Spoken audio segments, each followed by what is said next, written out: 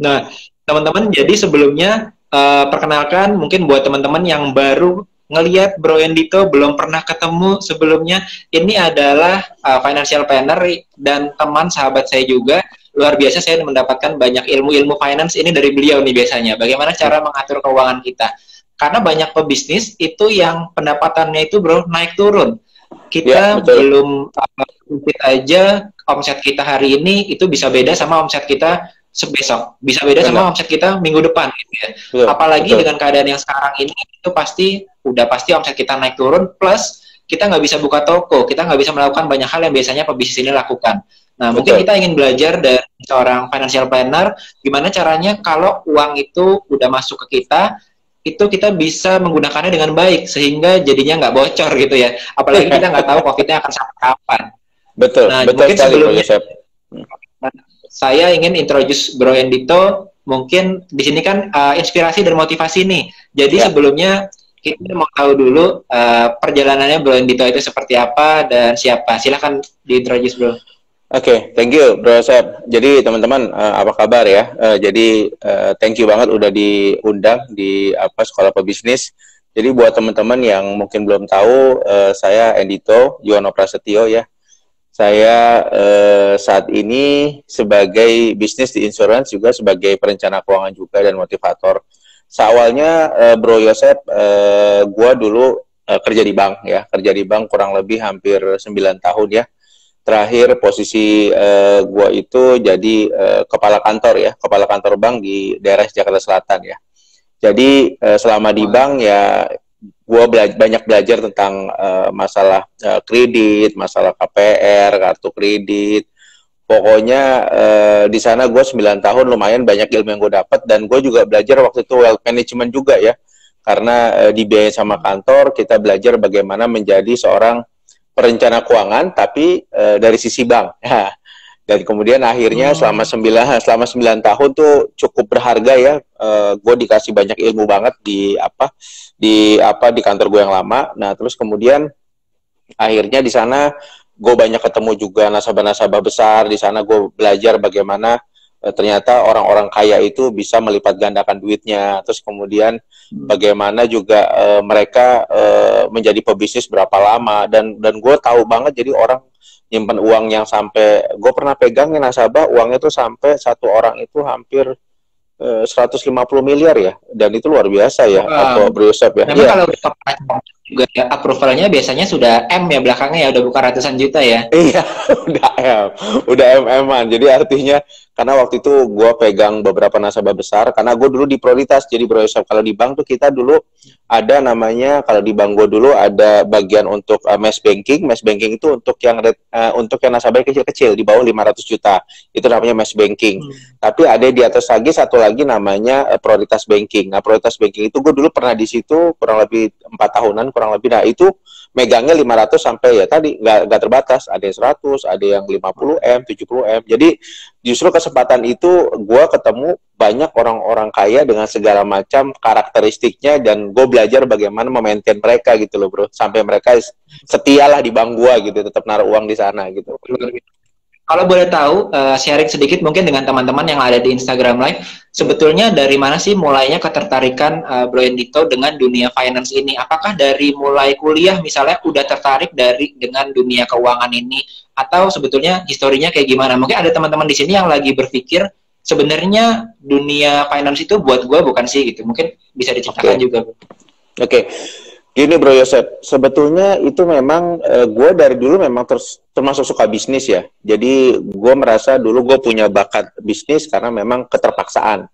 Karena kondisi orang tua gue ya kalau dibilangin cukup ya nggak cukup juga, dibilangin nggak cukup ya memang nggak cukup gitu. Jadi maksudnya PNS gitu ya. Jadi gue ngalamin banget masa-masa waktu gue kuliah nggak bisa, harusnya gue nggak bisa kuliah, tapi gue bersikeras hati gue mencari tempat kuliah yang memang ada beasiswanya.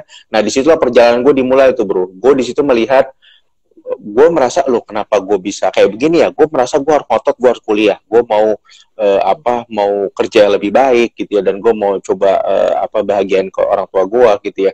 Nah singkat cerita bro, di situ perjalanan gue dimulai. Jadi perjalanan dari yang susahnya bagaimana sampai gue harus gue waktu itu berpikir di otak gue, ketika waktu itu ada yang nawarin gue sepatu gitu ya waktu zaman kuliah, gue bilang gue nggak ada duit buat beli sepatu, kenapa nggak gue yang jualin ya? Akhirnya gue bilang gue beraniin diri deh. Waktu itu pertama kali gue jualan tuh ya, gue sepatu lu gue yang jualin deh gitu kan. Dapat untung berapa? Waktu itu lah sepatu sneaker lah kayak Adidas gitu ya zaman dulu ya. Mungkin tapi Adidas KW ya bro, Adidas KW waktu itu ya. Nah lumayan gue ada untung 50.000 sampai 60.000 lah per sepatu. Itu gue sampai kerjaan itu kurang lebih hampir sekitar waktu di kampus sekitar 1,5 tahun lah. Terus kemudian dari situ gue ngembangin lagi, gue jadi guru privat ya. Jadi gue berusaha bagaimana gue dapat duit bro, karena gue harus bayar kuliah sendiri, dan gue harus gue punya impian, dan gue cari apapun yang penting halal gue kerjain. Jadi gue di sepatu pernah, terus kemudian abis itu gue loncat. Nah gue ngeliat gue ternyata ada sistem ya, mungkin gue buat sharing ke teman-teman gitu ya.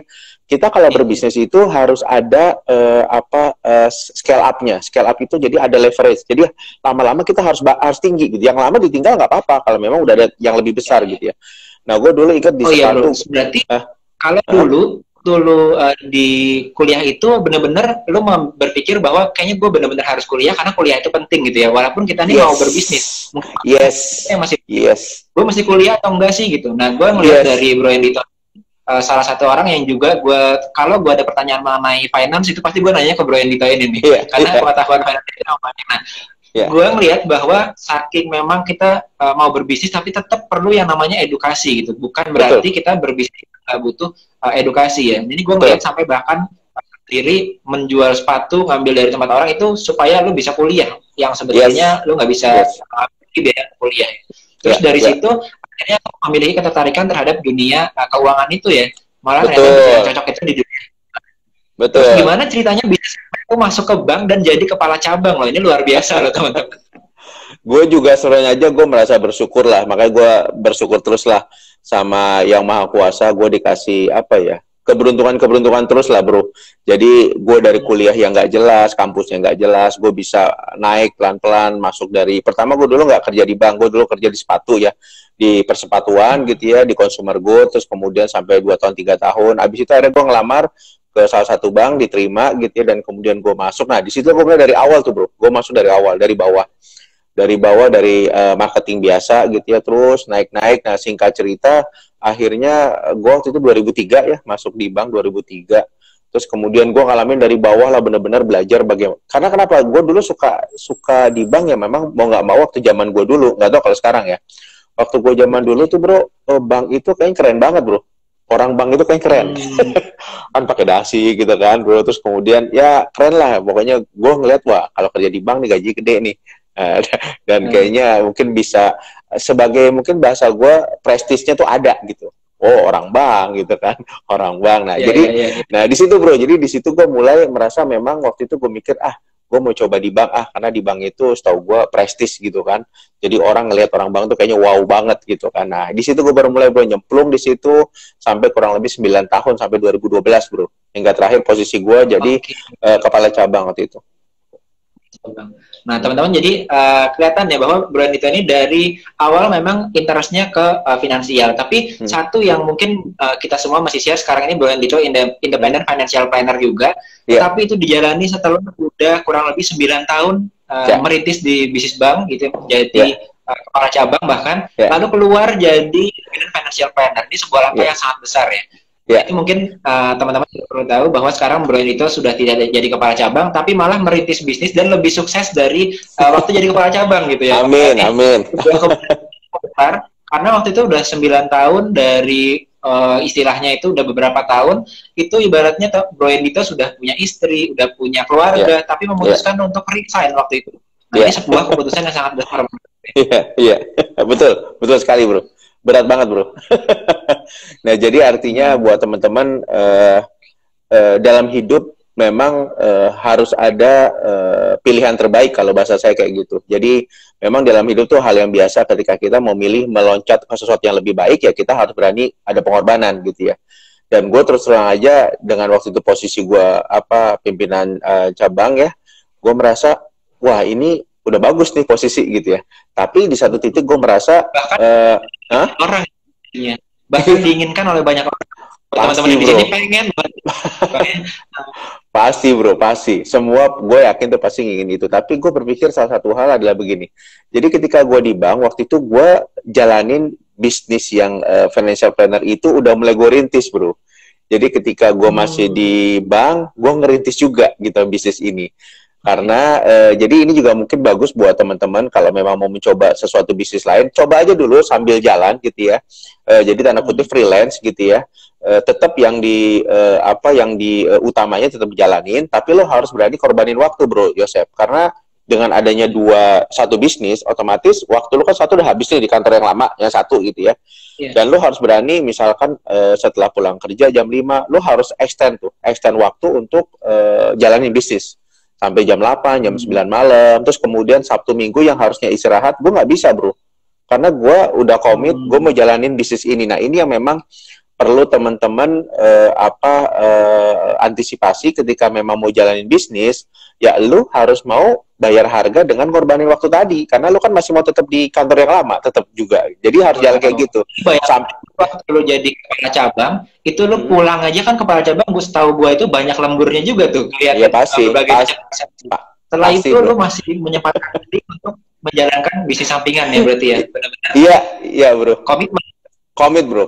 Dan itu emang berat bro. Jadi itu udah gue jalani sampai beberapa tahun, itu luar biasa berat. Jadi maksudnya sampai istri gue juga komplain waktu itu ya, karena memang jadi waktu gue jadi habis gitu bro. Karena tapi kan gue berpikir gue mau ngasih yang terbaik juga gitu kan buat keluarga gue. Jadi gue pikir ya ada harga yang dibayar lah gitu. Dan itu gue bayar itu bro. Kurang lebih hampir mungkin sekitar 5 tahunan lah kurang lebih bro. Oke.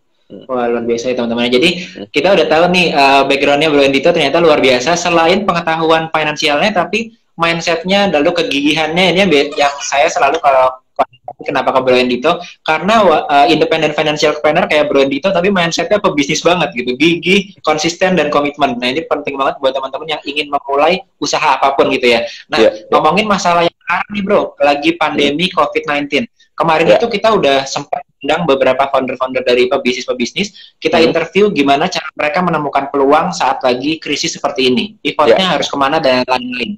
Tapi menurut gua banyak juga kekurangan pebisnis ini di mana dia fokusnya itu ke nyari uangnya justru. Tapi begitu uangnya dapat, dia tidak bisa mengelola uang ini dengan baik gitu ya. Jadi bocornya kemana-mana gitu. Nah, menurut lu sendiri sebagai financial planner, sebetulnya apa sih yang seorang pebisnis itu perlu lakukan untuk membuat keuangannya dia itu safe juga gitu, sehingga karena kita nggak tahu nih PSBB diperpanjang, lalu COVID kita nggak tahu sampai kapan, ada yang bisa kita tahu. Gimana sih caranya kita seorang bisnis ini bisa survive mengatur keuangan kita, bro? Oke. Jadi sebelum gue masuk ke sana, gue harus kasih tahu dulu bahwa sebenarnya hidup kita, kalau gue mempunyai filosofis bahwa gue tuh punya 5 life goals. Jadi gue punya goals dalam hidup gue tuh ada 5 hal. Yang pertama, gue mau ada financial goals. Financial goals itu adalah gue punya dana darurat, gue punya tabungan, gue punya investasi, dana pensiun. Itu financial goals.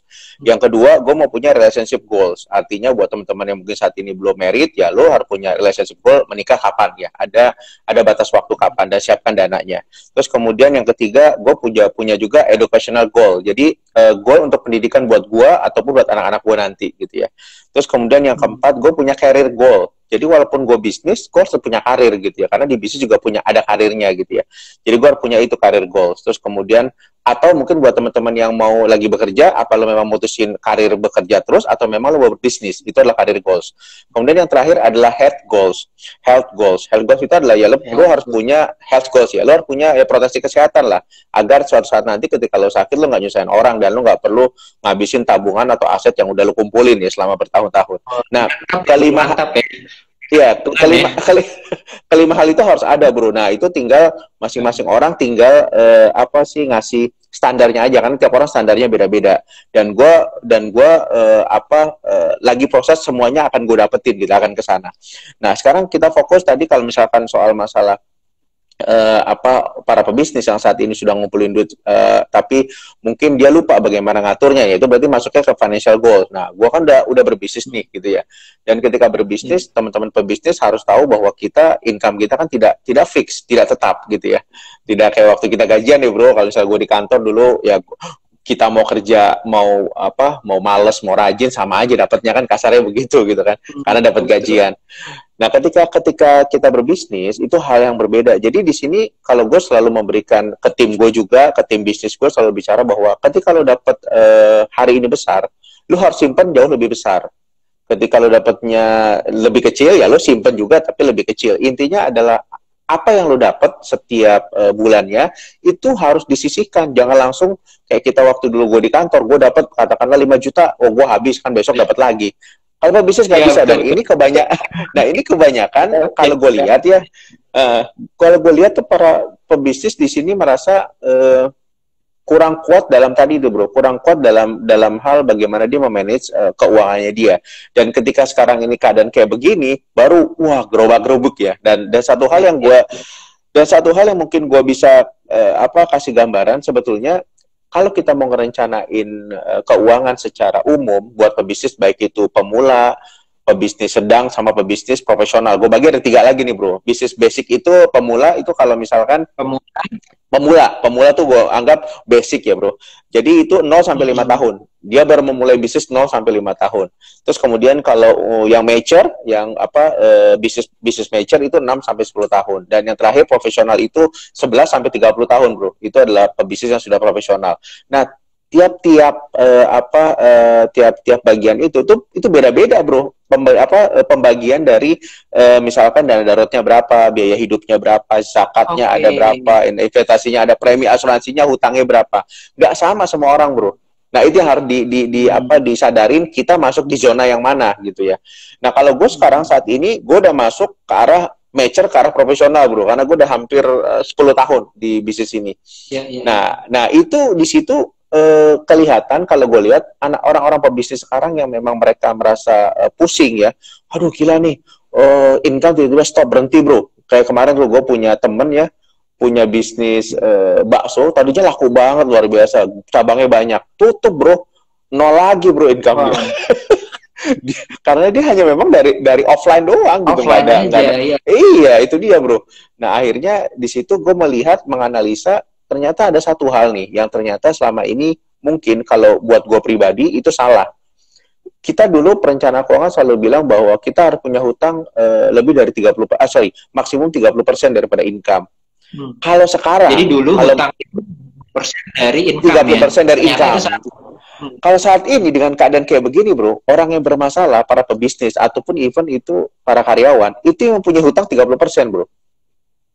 Karena nah ini yang gue lihat ada bermasalah. Tapi kalau teman-teman yang gue lihat, ada beberapa teman-teman gue yang karena dia udah posisinya udah profesional, udah bisnisnya udah lama, dia punya dana darurat yang besar, terus kemudian dia hutangnya itu maksimum cuma 7% bro. Itu safe bro, gak ada masalah dengan dia. Iya, 7% dari dia punya income. Jadi income dia makin besar, pastinya 7% itu jadi besar jatuhnya ya.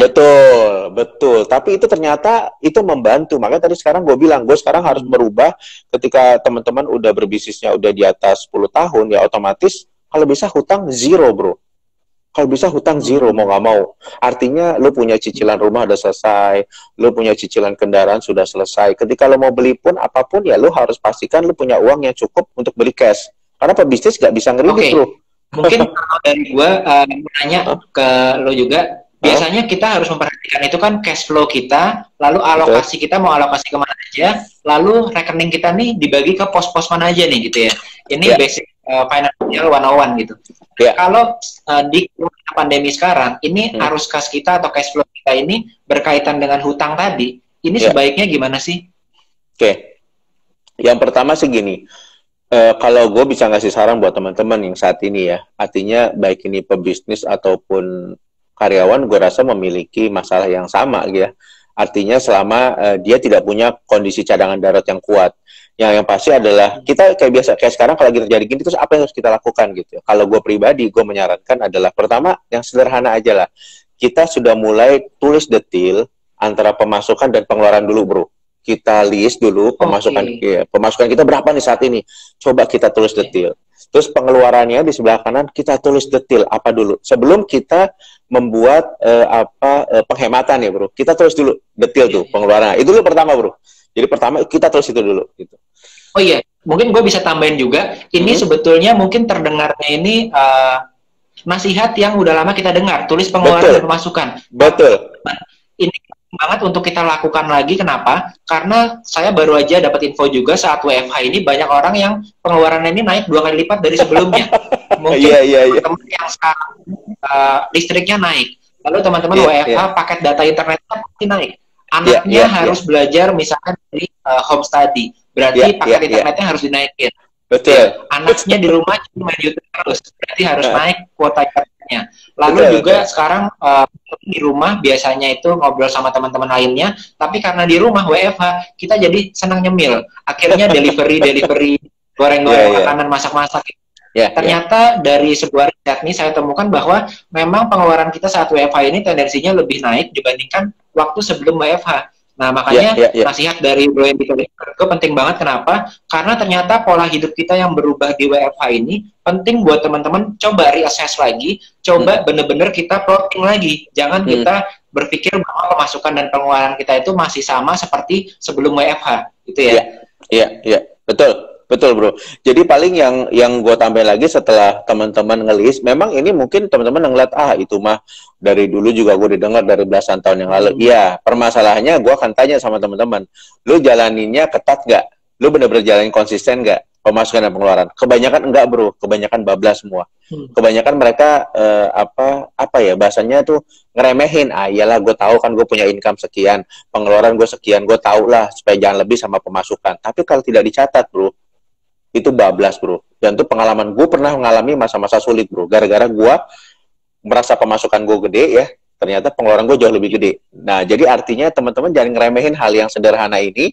Teman-teman harus mencatat dan menulis. Nah, mencatat dan menulis ini kan sebetulnya banyak ya, Bro. Kita ada aplikasi, pakai aplikasi bisa, lu mau pakai manual juga bisa, semua ada kok di itu. Lu tinggal pakai aplikasi. Tapi atau mungkin sampai kayak kemarin gue punya teman dia pakai amplop, Bro. Jadi amplopnya itu Bro, ditulisin misalkan uang sekolah, terus kemudian biaya kafe, terus kemudian buat biar cicilan. Jadi whatever lah. Jadi intinya pos-pos itu nggak boleh dilanggar, Bro. Jadi kalau misalkan habis, nggak bisa ngambil dari tempat yang lain. Lu harus cukupin yang ada di pos ini sampai segitunya, Bro. Itu teman gue luar biasa. Jadi langkahnya buat teman-teman sekarang kumpulin pengeluaran dan pemasukan. Nanti kelihatan ya, berarti ada yang minusnya di mana, ada yang plusnya di mana. Kalau ternyata minus, berarti teman-teman harus coba cari source of income lainnya. Kalau ternyata plus, lalu membaginya gimana, Bro? Dari yang surplusnya itu. Oke, jadi gini. Jadi teman-teman setelah tadi udah buat langkah pemasukan sama pengeluaran, kemudian di list semua. Langkah yang kedua adalah teman-teman harus bisa membagi antara kepentingan yang mendesak. Artinya sesuatu yang penting dan mendesak, atau memang sesuatu yang penting tapi tidak mendesak. Jadi kebutuhannya dibagi setelah di list kita hanya punya dua standar. Teman-teman punya beban biaya atau beban pengeluaran yang penting tapi tidak mendesak, atau penting dan mendesak. Yang kita dahulukan adalah penting dan mendesak. Misalkan listrik. Itu penting, Bro. Kalau nggak ada kita selesai kan. Itu mendesak, Bro. Itu tidak mendesak. Maksudnya bukannya penting tidak mendesak, tapi penting mendesak. Terus kemudian apalagi kuota telepon. Ya kalau anak sekolah perlu dong, Bro. Penting dan mendesak. Kita pun juga perlu pakai itu buat Zoom, buat meeting bisnis segala macam. Terus kemudian sembako. Itu penting mendesak, harus dibeli, mau nggak mau, kalau nggak bisa mati kita. Nah, tapi ada yang penting tidak mendesak. Misalkan apa? Kita mungkin setiap bulan, kayak gue dulu suka ada alokasi buat beli baju baru, Bro, untuk ganti kemeja gue, sepatu gue, jam gue. Itu penting, tapi tidak mendesak. So, forget it, nggak usah dibeli. Kemudian yang kedua, misalkan e-commerce ya. E-commerce itu bisa jadi juga di sini lo beli barang kan, kita suka kayak gitu. Gue dulu suka begitu, Bro. Beli misalkan buat earport segala macam, lebih gampang lah daripada gue ke mall segala macam. Itu mungkin penting tapi tidak mendesak. Kan bisa aja nggak pakai earphone, emang kenapa gitu misalkan. Terus kemudian yang ketiga, GoFood, kemudian makanan online, itu mungkin penting tapi tidak mendesak. Maksudnya apa? Nah, gue ngomong di sini adalah teman-teman itu harus benar-benar pinter membagi pengeluaran yang sudah di list tadi menjadi yang mana yang penting dan mendesak, mana yang penting tidak mendesak. Kalau teman-teman udah bisa kategorikan itu, kita langkah selanjutnya apa? Misalkan tadi kayak online, GoFood ya segala macam. Yeah. Justru kalau menurut gue saat ini misalkan buat yang teman-teman yang Muslim beragama Islam kan lagi puasa, bro. Sebetulnya kalau lagi puasa kan makannya cuma pagi doang, bro, waktu sahur pagi, sama buka, bro. Harusnya kalau gue melihat justru kita bisa saving di situ. Yang biasanya pagi, siang, sore ada cemilan gitu ya. Kan kita tidak. Jadi artinya harusnya kalau buat gue pribadi untuk teman-teman yang Muslim harusnya bisa lebih hemat lagi. Terus kemudian yang kedua, misalkan kita kan biasanya sekarang WFA nih, bro. Gue dulu sebagai pebisnis kita bawa mobil, kadang-kadang gue naik Grab car segala macam. Itu kan biaya, bro. Cost, bro. Yes, bro. Sekarang bro tuh bensin gue ngisi kemarin full tank di mobil gue sampai sekarang belum habis, bro. Padahal udah 1 bulan lebih, bro. Jadi artinya kos-kos gue tuh bisa ngeluarin, kalau gue kemarin bilang sama bini gue tuh sehari, kalau memang udah ya sebelum gue FH ya, gue tuh bisa ngeluarin paling kecil 200.000, bro. Sehari, bro. Jadi buat itu, belum buat bensin. Iya, itu dia, belum kata ngopi segala. Jadi artinya kembali lagi, bro, justru kalau gue pribadi, gue tuh merasa santai gitu. Karena kenapa? Satu, artinya hutang gue tadi di bawah 7%. Terus kemudian gue punya cadangan darurat. Nanti cadangan darurat gue bahas harus punya berapa kali. Terus kemudian semua pengeluaran gue, kos-kos yang biasa gue keluarin itu berkurang habis karena gue gak keluar kemana-mana, hanya di rumah. Ditambah sekarang puasa. Nah, jadi artinya, kalau boleh gue simpulkan, mungkin betul atau enggak, gue nggak tahu. Mungkin nanti bisa dikoreksi juga. Saat ini setelah misalnya gue coba lagi untuk rating lagi, gue taruh pendapatan pengeluaran, lalu surplusnya ini berapa, lalu ternyata kita ada saat WFH ini ada pendapatan yang sebetulnya bisa kayak lifestyle kita, lalu jalan-jalan, makan di luar, transportasi, bensin, tol, itu sebetulnya bisa jadi kita alihkan ke pos lainnya yang sebetulnya kita itu bisa menutupi gitu ya. Sebelumnya kita nggak ada income, jadi sekarang kita bisa nutupi dari pos-pos yang kita nggak keluar duit itu ya, nggak keluar uang kita itu ya. Setuju, clear bro, keren. Itu memang yang gue bilang tadi. Jadi gue sekarang malah selalu menambah dana darurat sekarang setiap waktu, karena gue punya bisnis gue ini, gue punya omset bisa masuk mingguan, bro. Jadi masuk ke teman-teman. Jadi Bro Endito ini udah menembus 3 kali MDRT ya. Wah. Jadi yang terbaru tempat yang ketiga ya tembus ya, Bro. Jadi MDRT ini Million Dollar Table. Jadi buat para pebisnis yang ada di jasa finansial itu ada award-nya, International Award namanya MDRT, dan beliau ini udah tembus sampai 3 kali. Nah, MDRT ini kalau nggak salah 1 M ya, Bro, omsetnya ya. Omsetnya sekitar 0,5 M lebih, Bro, 580 sekian lah.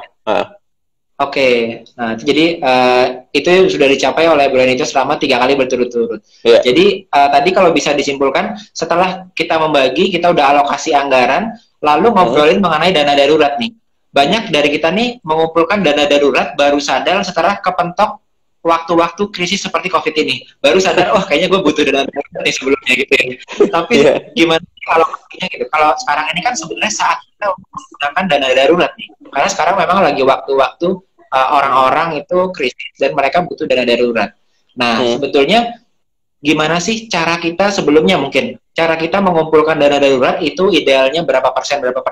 Lalu sekarang saat krisis, ini sebaiknya gimana cara kita menggunakan dana daruratnya? Apakah langsung semuanya digunakan, ataukah bertahap, atau seperti apa sih kita caranya harusnya menggunakan dana darurat yang telah kita miliki sekarang?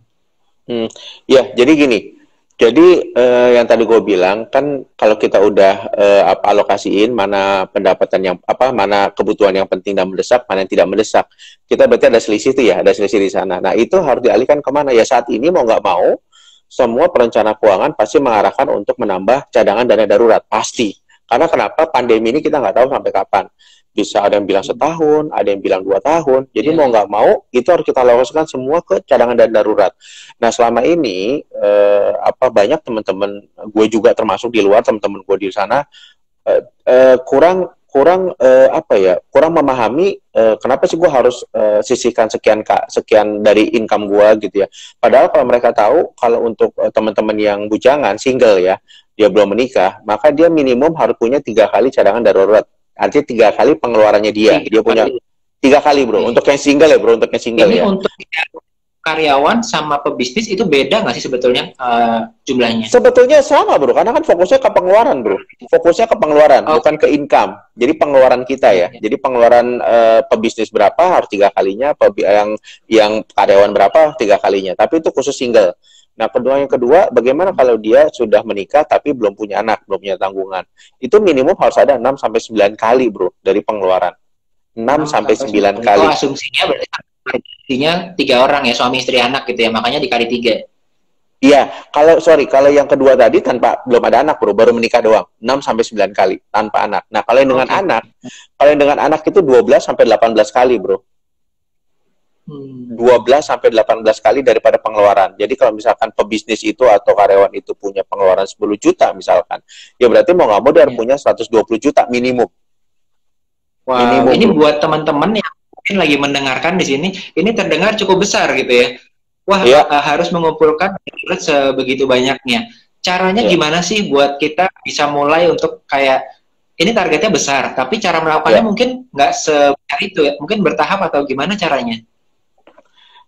Ya, memang saat ini saya pun menyadari dulu waktu kerja juga pun saya tidak bisa nabung banyak bro. Makanya gue mau alih ke bisnis. Karena kalau ketika gue waktu di karyawan, terus terang aja gue nggak bisa nabung. Berat, ribet lah. Dan pas gitu kecil. Karena waktu itu dengan gaya hidup gue juga waktu itu banyak kartu.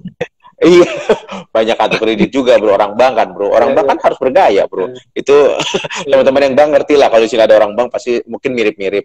Dan sekarang memang mau nggak mau kartu kredit itu luar biasa ya, bisa membuat kita happy di awal tapi ya sengsara ntar di akhir ya, karena begitu luar biasanya dia mencekik bunga segala macamnya. Dan itu terjadi sama gue dulu. Ini X dari kepala cabang loh, berarti ini valid itu teman. Valid bro, ini gua ngomong gini biar ini buat sharing aja. Mungkin kalau buat orang, wah itu kan aib misalkan, itu kan aib, bukan. Buat gue itu bukan aib, itu adalah buat pembelajaran gua dan buat pembelajaran teman-teman. Jangan main-main ke situ, hati-hati itu aja. Karena luar biasa ya, luar biasa banget. Dia belum dosanya bro, dosanya belum tambah, aduh repot lah. Pokoknya jangan main ke situ deh. Mendingan kalau kita nggak punya, belum mampu, jangan berusaha beli untuk gesek-gesek lah. Karena itu luar biasa bisa merusak finansial kita juga. Dan itu cukup lama gue covernya bro. Ada kurang lebih 3 tahunan gue untuk beresin gue punya hutang-hutang itu. 2 atau 3 tahun kurang lebih. Nah sekarang bagaimana cara untuk nambahin dana darurat bro? Otomatis teman-teman yang saat ini misalkan masih pegawai harus cari sampingan, harus ada freelance. Karena dia tahu ketika gue di pekerjaan nggak bisa saving banyak, sedangkan gue tahu, oh ternyata harus 12 kali, gue punya anak nih 1, 2 gitu, oh berarti gue kurang lebih pengeluaran gue misalkan 10 juta, berarti gue harus 20 juta, wah sampai kapan nih? Nah, kalau kita berpikir sampai kapan, nah teman-teman pasti akan kejeblok di sini pada saat pandemi. Kaget bro, aduh, gue belum nyiapin, aduh ini gimana, gue makan apa? Nah itu terjadi kekacauan bro, tapi tadi karena memang tidak disetting dari awal gitu, yang tadi gue bilang bro, kita tidak konsisten, kita tahu pentingnya dana darurat, tapi tidak dilakukan gitu, tidak dilakukan untuk menyicil dari awal. Nah sekarang terus gimana untuk nambahinnya? Tadi gue bilang ya teman-teman harus bisnis mau nggak mau, harus ada bisnis lain di luar income yang saat ini, jadi harus ada income yang lain di luar income yang sekarang supaya bisa mempercepat tadi dana darurat. Dan ingat, ketika nanti udah nambah income dari bisnis, jangan dihabisin, itu memang fokus buat nyukupin dana darurat. Makanlah dari sumber utama yang dari sekarang bekerja, itu aja dihabisin. Tapi kalau yang sampingan jangan, fokusnya ke dana darurat, biar cepat bro. Karena ini kita butuh dana darurat ini memang cepat, kalau enggak ya kita kayak begini kelabakan bro. Pusing kita kalau begini.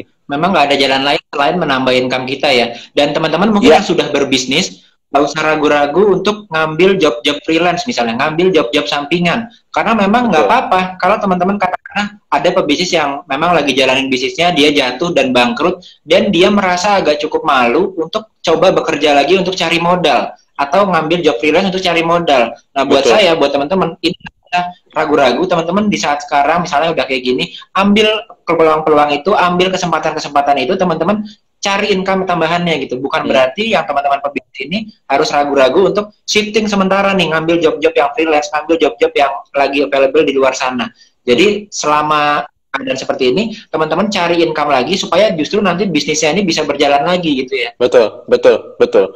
Mau nggak mau bro, karena kalau gue lihat sekarang dengan zaman digital marketing kayak begini, semua bisnis online, gue rasa saat inilah mungkin kejadian ini, gue selalu udah berpikir nih bro, sebelum ada kejadian gini, gue mulai berpikir bisnis gue pun nanti akan bisa menjadi online nih gitu. Mau nggak mau dipaksa untuk online. Ternyata dengan adanya pandemi yang tadinya gue pikir mungkin masih 5 tahun ke depan, dihajar sekarang bro. Otomatis ya kita mau nggak mau harus belajar bagaimana. Gue belajar digital marketing, mungkin gue belajar konten, gue belajar video, gue belajar apapun lah, fotografi, lu mau buat apa, belajar website. Dan sekarang kan intinya adalah kita yang penting kreatif bro Yosef. Artinya banyak sekali di YouTube kalau memang lo mau nyari gratis atau mau nyari berbayar, silakanlah, semua bisa diambil tergantung lo kemampuan lo. Intinya adalah kalau mau belajar lo pasti bisa, karena sekarang udah disiapin semua nih, semua udah disiapin, hanya masalahnya lo mau mulai atau tidak, itu masalahnya sih bro. Ini luar biasa banget teman-teman, termasuk Bro Hendito ini memang di bisnis yang finansial ini nggak banyak orang-orang yang ada di bisnis jasa finansial bisa eksisten di online gitu, bisa punya brand di online. Tapi Bro Hendito di umurnya yang udah nggak lagi muda gitu, ibaratnya kalau yang milenial gitu ya, milenial ini kan marketingnya tipikalnya dari Instagram gitu. Tapi ternyata teman-teman jangan salah, Bro Hendito ada Instagram, ada YouTube-nya juga, ada celoteh bisnis ya. Itu sharing-sharing dan interview banyak pebisnis juga di sana, di YouTube-nya celoteh bisnis. Jadi waktu membangun YouTube, waktu membangun Instagram, gue salut banget benar-benar sama Bro Hendito. Kenapa? Karena benar-benar seorang pebisnis itu memang mesti adaptif terhadap keadaannya, adaptif terhadap perkembangan zaman gitu. Dan gue melihat betul-betul Bro Hendito ini melakukannya gitu. Bahkan banyak pebisnis yang di luar sana yang offline itu ragu-ragu untuk masuk ke dunia online, ragu-ragu untuk ada di digital. Gue lihat sesuatu yang berbeda dari brand itu. Nah, lalu bahkan sekarang udah full online ya, jasa independennya ini juga bisa dilakukan secara online. Udah bisa online bro. Dari sekarang ini. Betul bro. Jadi intinya adalah gue bersyukur gue punya bisnis yang mana bisnis ini memang infrastruktur teknologinya udah bagus. Jadi ketika ada kejadian pandemi kayak gini, hanya dalam waktu kurang lebih 2 minggu infrastrukturnya itu emang udah ternyata udah disiapin gitu ya sama perusahaan. Jadi kita udah tinggal bisa running online bro. Jadi kita nggak usah perlu ketemu dapat omset, nggak perlu ketemu sama orang, tapi berdasarkan online saja kita bisa make business gitu kan. Kita bisa dapat omset. Nah ini yang gue bilang, wah ini keren banget. Nah makanya kalau gue boleh ngasih saran sama teman-teman gitu ya. Ketika siapapun teman-teman saat ini maupun lagi bisnis atau mungkin saat ini masih karyawan gitu ya, satu hal adalah lo harus berani banyak berteman dan berkolaborasi dengan teman-teman siapapun itu ya. Lo harus buat jaringan yang bagus. Karena kenapa? Gue merasa selama gue waktu di kantor yang lama sampai dengan sekarang, gue punya jaringan yang ternyata gue ngelihat, oh gue kenapa bisa sampai dengan sekarang, dan gue merasa alhamdulillah gitu ya, dari yang gue nggak punya apa-apa, gue nggak punya mobil, nggak punya rumah, sekarang alhamdulillah tuh dapet semua. Gue merasa karena tadi gue punya jaringan, link-link, database yang ternyata tuh secara nggak sengaja gue kumpulin dari dulu bro. Gue tipe orang yang ternyata kalau di handphone gitu bro ya, ketemu orang langsung gue simpen bro. Gue tulis belakangnya, misalkan gue ketemu misalkan Anton, oh Anton itu temennya si A di bank A gitu, gue tulis bro. Jadi gue ketika itu data gue bagus bro. Nah itu bisa gue manfaatin sekarang. Nah bagi gue teman-teman saat ini bekerja atau bisnis apapun itu, teman-teman harus punya database yang rapih. Karena kita nggak tahu database itu mungkin nggak bisa kita manfaatin sekarang, mungkin 5 tahun lagi, mungkin 10 tahun lagi, mungkin ya setahun 2 tahun ke depan. Jadi jangan sampai teman-teman kita hidup ya di dunia tidak punya jaringan tidak punya sosialisasi yang baik sama orang-orang. Nah, itu salah bro. Karena di bisnis pun butuh itu banget. Ya. Bahkan di bisnis itu ternyata bukan modal yang utama, tapi ternyata juga networking sama jaringan yang nantinya bisa membantu kita mengakses modal tersebut ya, untuk kita bisa mulai berbisnis. Nah, kalau boleh tahu nih bro, kita coba dari tadi managing pengeluaran pemasukan, kita alokasikan budgetnya, berapa besar pengalokasiannya, lalu dana daruratnya itu bagaimana cara mengaturnya. Terus gimana keadaannya? Sekarang mungkin lagi COVID, lagi krisis. Tapi bentar lagi nih, tinggal seminggu, 2 minggu, seminggu bahkan ya, udah mau lebaran gitu. Waduh, ini kayaknya buat teman-teman yang mungkin lagi seret juga gitu ya. Tapi dihadapkan sama situasi lebaran gitu. Nah, ini gimana sih menyikapinya? Gimana sih caranya supaya kita tetap di lebaran ini tetap bagus juga, tetap ada ibaratnya ketemu dengan keluarga juga oke, tapi tetap terjalin relasinya tanpa harus terkendala kemasukan kita yang sekarang lagi seret juga, bro. Oke. Jadi begini buat teman-teman, yang pertama tadi kalau ketika kita kan udah mau Lebaran seminggu ke depan lagi, kurang lebih 8 hari lagi lah. Pasti ada yang dapat THR, ada yang enggak nih, bro? Saat ini kalau setahu gua ada yang dapat THR, ada yang enggak. Tapi kalau pebisnis nggak ada THR ya, bro. Iya, Kita nggak ada kita nggak ada THR. Tapi THR-nya tiap bulan, bro, nggak tiap tahun kalau pebisnis. Nggak jadi buat teman-teman saat ini mungkin ada yang dapat THR, ada yang enggak, ada yang dikurangin. Mungkin saya tahu banyak dengar kabar seperti itu. Tapi ya memang nggak mau itu yang akan terjadi dengan keadaan seperti sekarang. Udah bersyukur nggak di PHK, asalnya begitu. Mungkin ada yang nggak di PHK, tapi mungkin THR-nya nggak dapat. Ya bersyukurlah dibandingkan kalau di PHK udah nggak dapat sama sekali. Nah sekarang bagaimana mengatur keuangan yang sekarang ini ada? Saran saya nomor satu adalah teman-teman pertama substitusi yang bisa disubstitusi. Jadi maksudnya ada barang-barang yang bisa digantikan dengan tanda kutip yang lebih harganya lebih murah, gantikan dengan itu. Misalkan teman-teman biasa beli beras yang harganya per 5 seliter misalkan 30.000 misalkan. Kenapa sih nggak coba turunin sedikit yang bisa mungkin 10.000, emang kenapa sih gitu? Itu bisa ngeles berapa persen tuh, bro? Bisa sampai kurang lebih 56%. Dan begitu pun semua, bro. Semua macam yang kita bisa substitusi, barangnya kita substitusi, itu yang pertama. Karena itu akan mengurangi pengikisan kita punya saldo dana darurat. Itu kita akan bertahan lebih lama, itu satu. Yang kedua, misalkan teman-teman saat ini pakai handphone itu luar biasa, bro ya. Pulsanya itu luar biasa sekarang ini. Kuota luar biasa, sehari bisa habis 50.000, 70.000, apalagi kalau anaknya banyak, lagi ada online, waduh bisa 100-200.000, stres tuh. Berapa kali sebulan ya bro? 6 jutaan. Nah sekarang gue saranin ke teman-teman pebisnis dan teman yang lain, lu cepet-cepet langsung cari vendor yang memang lu mau pakai IndiHome, lu pakai MNC, Republik segala macam, karena dia hanya bayar 300.000. Ingat jangan pakai TV, hanya fokus buat di data aja. Jangan pakai TV, karena gue pakai itu bro, buat di kantor gue juga gue pakai itu, dan itu cuma 300.000 bro, 300.000, 10 Mbps, unlimited, bisa dipakai orang, bisa 5-6 orang bro. Artinya, lu cuma ngeluarin 300.000, apa mau keluarin tadi yang sampai 4 juta sampai 5 juta. Kalau lu punya keluarga ada 5, ada 6, satu orang misalkan habisin 50, berarti 250.000, ya lu kaliin aja, coba, lu kaliin 30 hari, 6 juta lebih bro.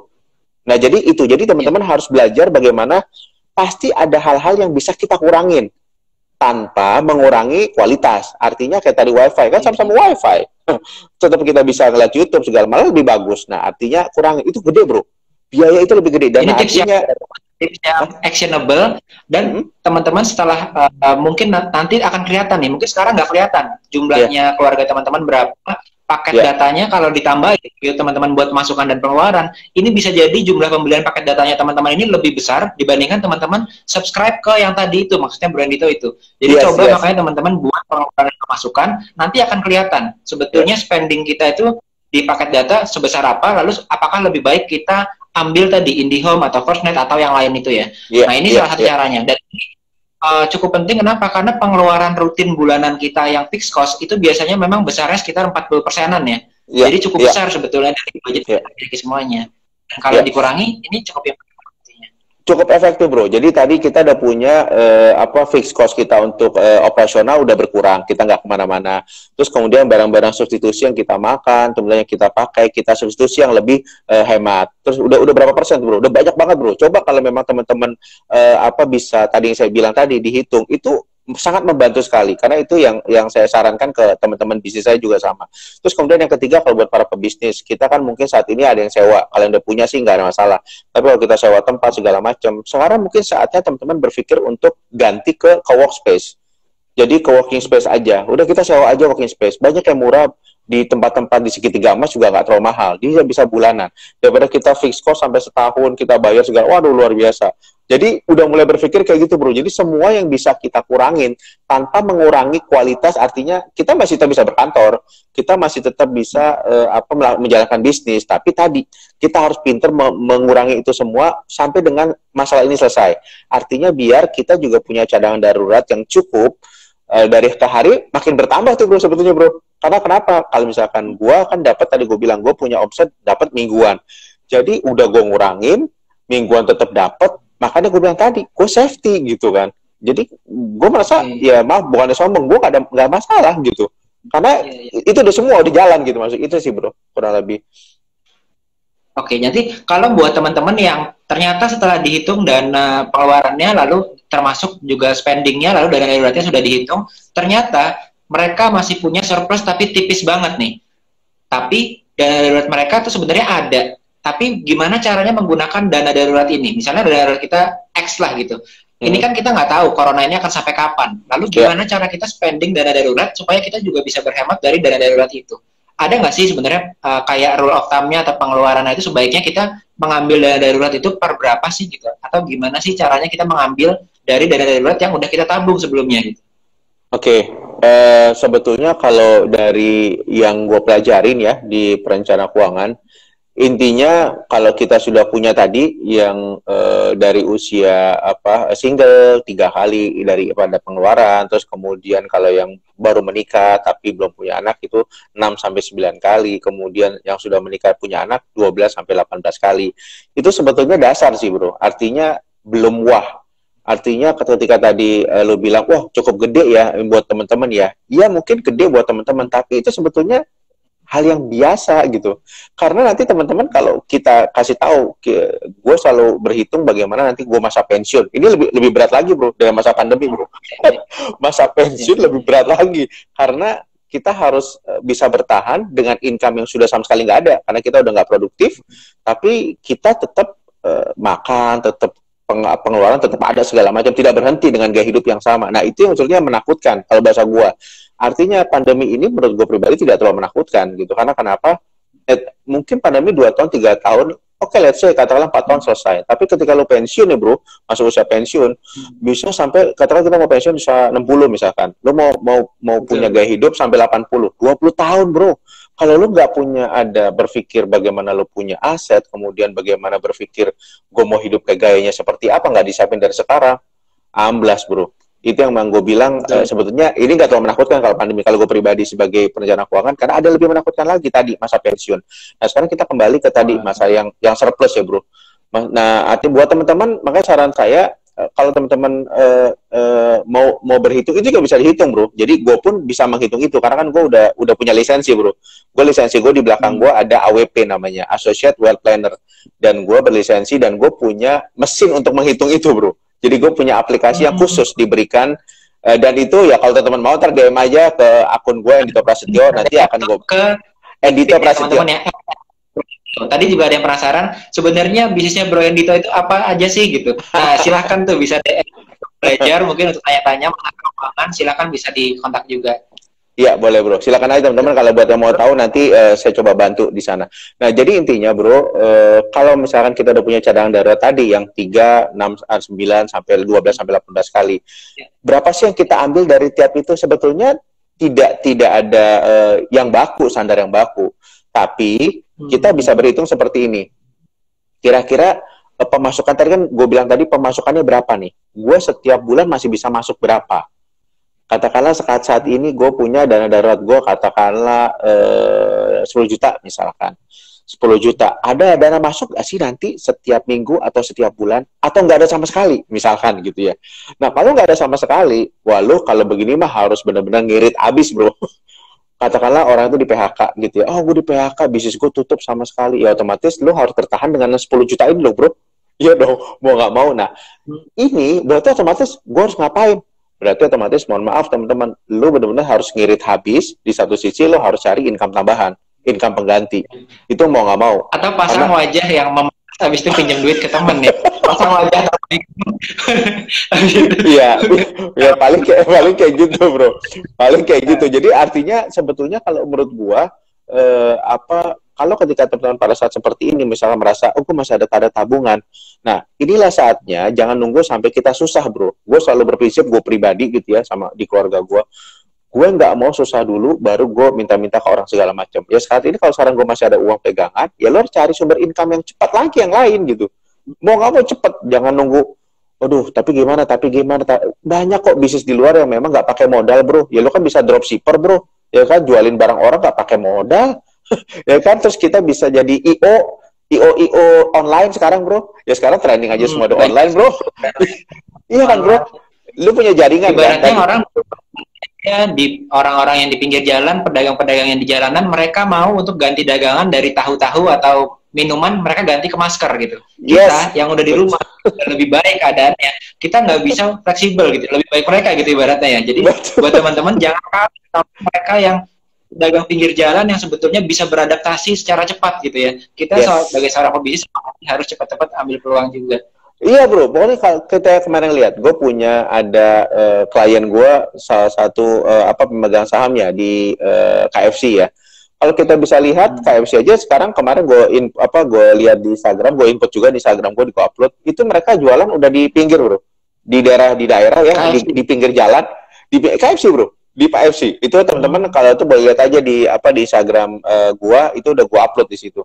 Terus kemudian Pizza Hut hari ini gue lihat gua lupa daerahnya di mana, mereka udah mulai jualan di jalan bro, karena kan ditutup, mallnya ditutup segala macam. Artinya apa? Gue melihat bahwa malah tadi nih hari ini gue lihat juga orang bawa mobilnya mobil kecil kayak Honda Brio gitu, tapi di dalamnya banyak sayuran bro, dia keliling bro, komplek bro. Jadi artinya kalau gue lihat mungkin dia tuh dulu bukan tukang sayur, tapi mungkin karena mungkin dia di PHK, terus dia merasa gue masih punya kendaraan, gue harus maksimalin. GrabCar juga nggak bisa bro, kan lagi begini social distancing. GoCar juga nggak bisa, GrabCar nggak bisa. Ya udah gue nyari apa? Udah sayur gue taruh, udah gue keliling. Artinya bisa kita lakukan apapun bro. Yang penting kita mau bro dengan apa yang ada gitu di kita gitu. Itu aja sih bro. Oke, wah luar biasa banget ya teman-teman ya. Jadi banyak banget gua rasa dari sesi kita Instagram Live kita kali ini udah banyak gimana caranya nggak hanya managing pengeluaran dan pemasukan aja, tapi gimana caranya kita mengalokasikan uang kita ke dana darurat, tapi juga ada tips yang bagus banget yaitu mengurangi pengeluaran kita dengan downscaling ibaratnya ya. Dari brandnya kalau sabunnya yang bagus, kita pilih sabun yang lebih nggak bagus sedikit lah gitu. Sampo tadinya yang benar-benar mulus, gitu ya. Ganti yang lebih bawah sedikit lah. Kita ganti brand yang lebih bawah lagi supaya apa? Supaya kita bisa nafasnya lebih panjang lagi. Ini tipsnya bagus banget karena memang pengeluaran rutin bulanan itu konsumsinya itu mengkonsumsi persentase yang cukup besar dari budget bulanan kita. Jadi thank you banget nih Bro kita udah mampir di Sekolah Pebisnis berbagi bersama teman-teman pebisnis. Mungkin ada kata-kata terakhir dari Bro Dito, apa yang mau disampaikan buat teman-teman yang ada di sini? Oke, gini teman-teman, untuk kata-kata saya terakhir adalah begini, teman-teman, saya tahu semua yang mengalami masalah pandemi bukan hanya orang-orang yang biasa, menengah, orang kaya pun juga mengalami masalah yang sama.